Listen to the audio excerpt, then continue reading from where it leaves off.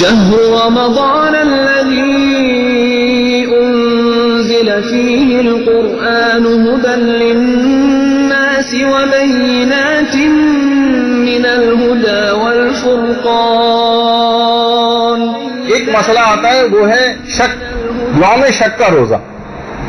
یہ بہت زیادہ کنفیوژن کے اندر یہ دو الگ الگ مسئلے ہیں جس کو لوگ ایک بنا دیتے ہیں اور اس کا اطلاق زیادہ تر کرتے ہیں شب عید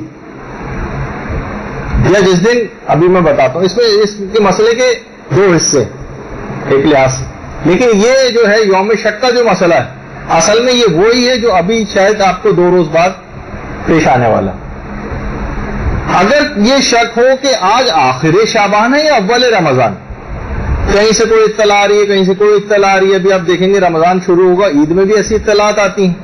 کہیں سے کوئی شخص کہہ رہا ہے کہ مثلا وہاں چاند ہو گیا ہے، فلاں جگہ سے اطلاع آئی ہے، آپ کو کوئی سے کوئی یقینی بات پتہ نہیں چل رہی. اب یہاں تو آج کل ہر شخص آزاد ہے اور ڈس انفارمیشن بھی خوب پھیل رہی ہوتی ہے ادھر سے ادھر، آپ کو اطمینان نہیں ہو رہا.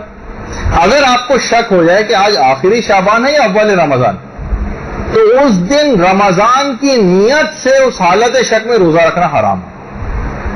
رمضان کی نیت سے حالت شک میں روزہ رکھنا حرام ہے.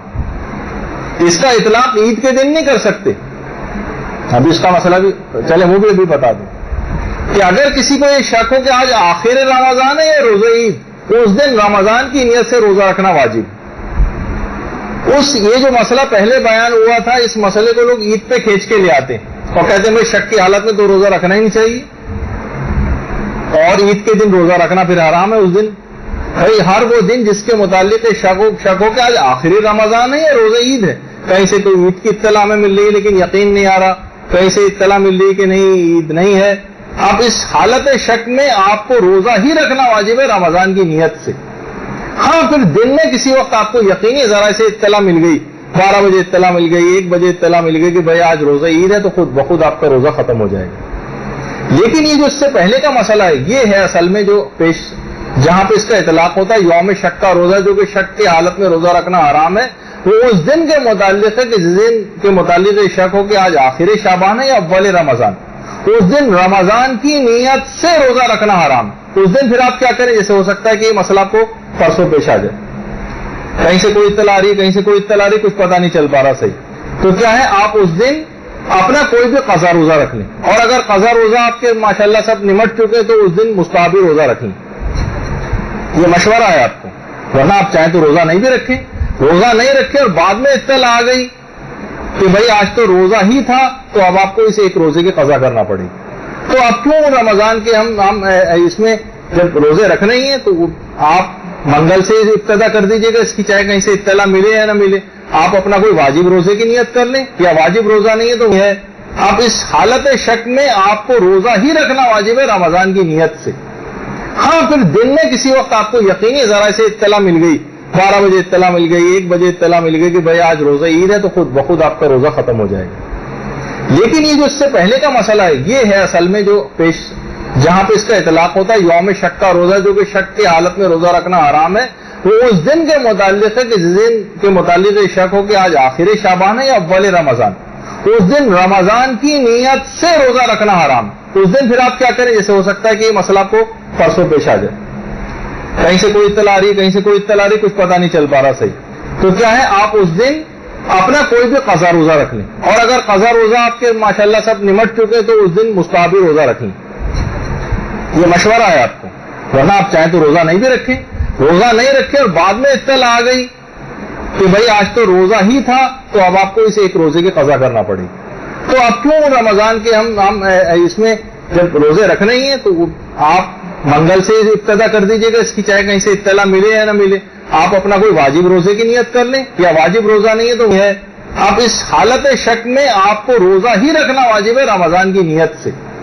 ہاں پھر دن میں کسی وقت آپ کو یقینی ذرا سے اطلاع مل گئی، 12 بجے اطلاع مل گئی، 1 بجے اطلاع مل گئی کہ بھائی آج روزہ عید ہے، تو خود بخود آپ کا روزہ ختم ہو جائے گا. لیکن یہ جو اس سے پہلے کا مسئلہ ہے یہ ہے اصل میں جو جہاں پہ اس کا اطلاق ہوتا ہے یوم شک کا روزہ، جو کہ شک کی حالت میں روزہ رکھنا حرام ہے.